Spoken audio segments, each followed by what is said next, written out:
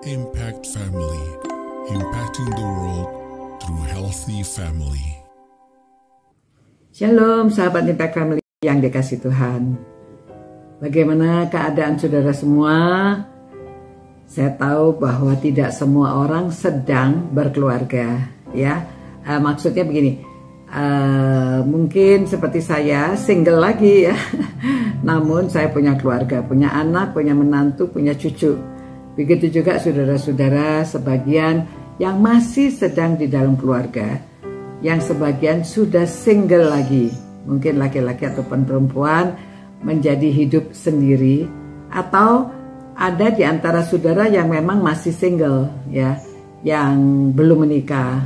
Nah, saya harap siapapun saudara, kalau saudara sedang merenungkan firman Tuhan, oh ini bukan buat saya.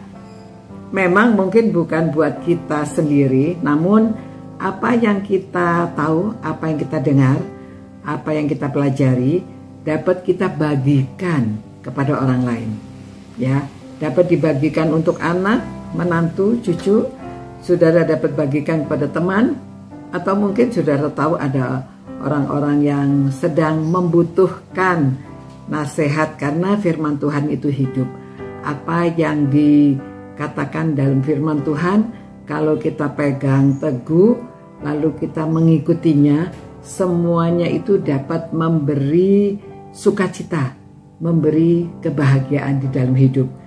Nah, saudara-saudara, di dalam hidup berkeluarga itu memang ada yang merasa mudah, ada yang tidak mudah, ya. Yang tidak mudah itu jikalau kita belum tahu apa arti makna hidup bersama. Nah, keluarga itu kan hidup bersama. Ini merupakan komunitas yang paling kecil ya. Keluarga, ada orang tua, ada anak. Kalau anak sudah menikah, ada menantu.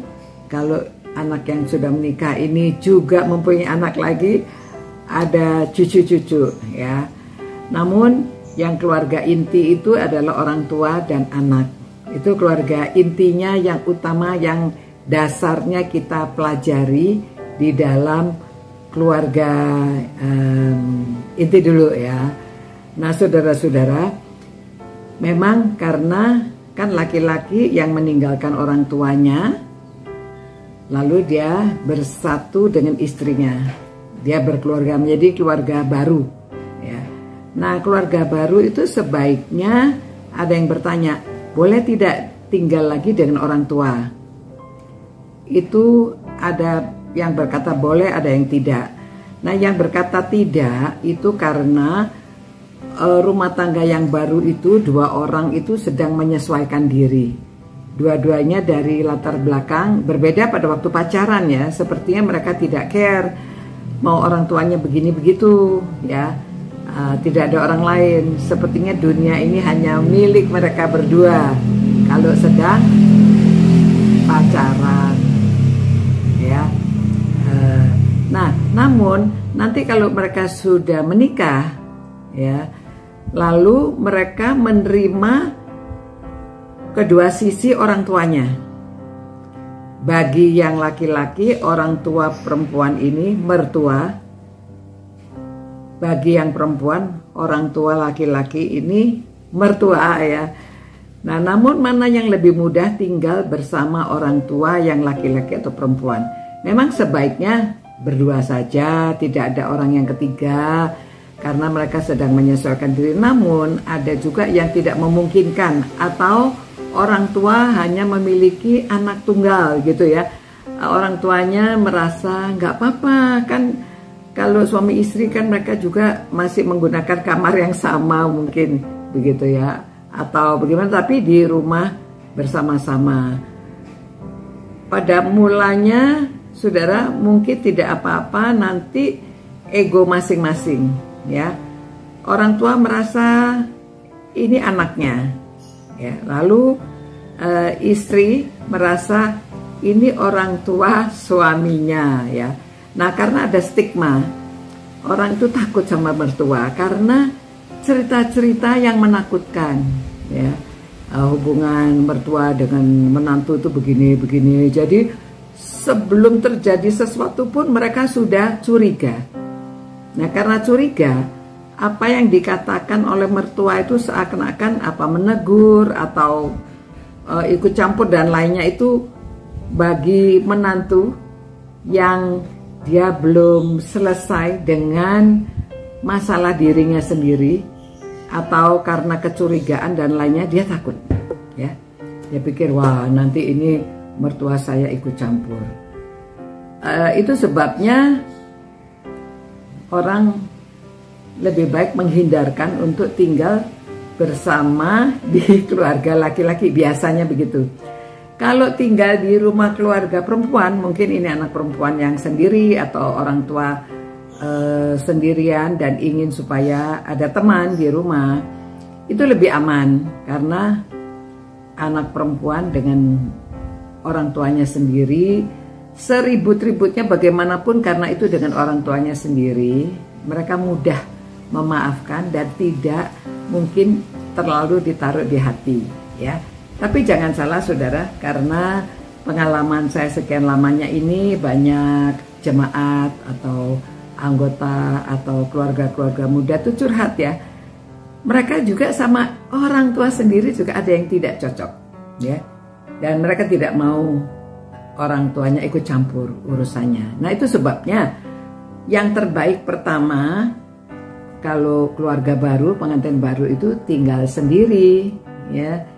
Dulu Bung Karno itu pernah mengatakan, ya, walaupun tidur di tikar lebih baik sendiri daripada bersama-sama. Kalau nggak salah demikian, ya.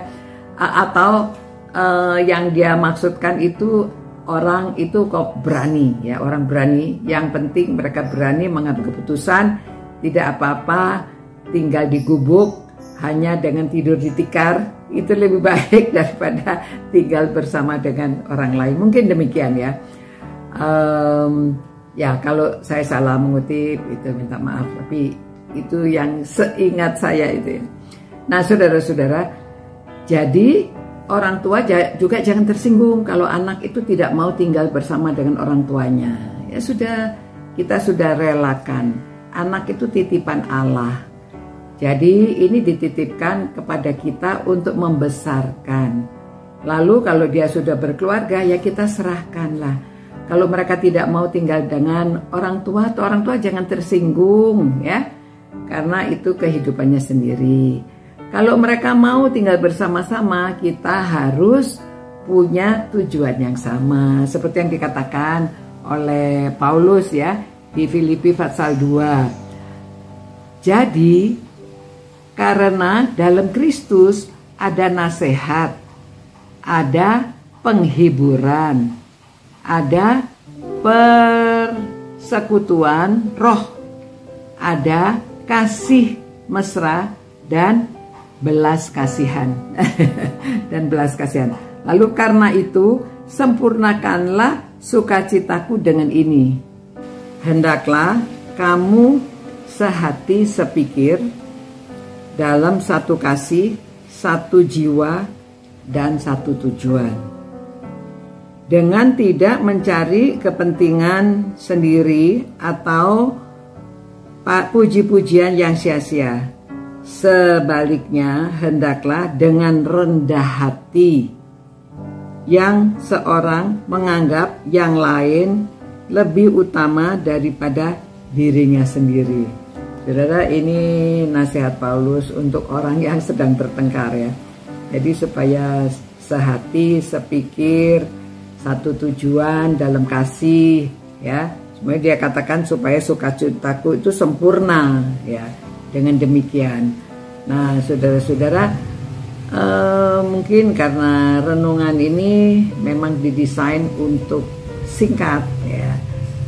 Jadi nanti kita uraikan kembali bagaimana supaya keluarga itu, orang tua, menantu, mertua, semuanya dapat hidup rukun di dalam satu atap, gitu, ya. Nanti kita bicarakan kembali. Ini yang kita renungkan hari ini sampai sekian. Tuhan berkati saudara-saudara, keluarga saudara, semoga dapat bahagia, sukacita, dan saudara dapat memancarkan terang Kristus. Sampai jumpa pula. God bless you. Ciao. Impact Family, impacting the world through healthy family.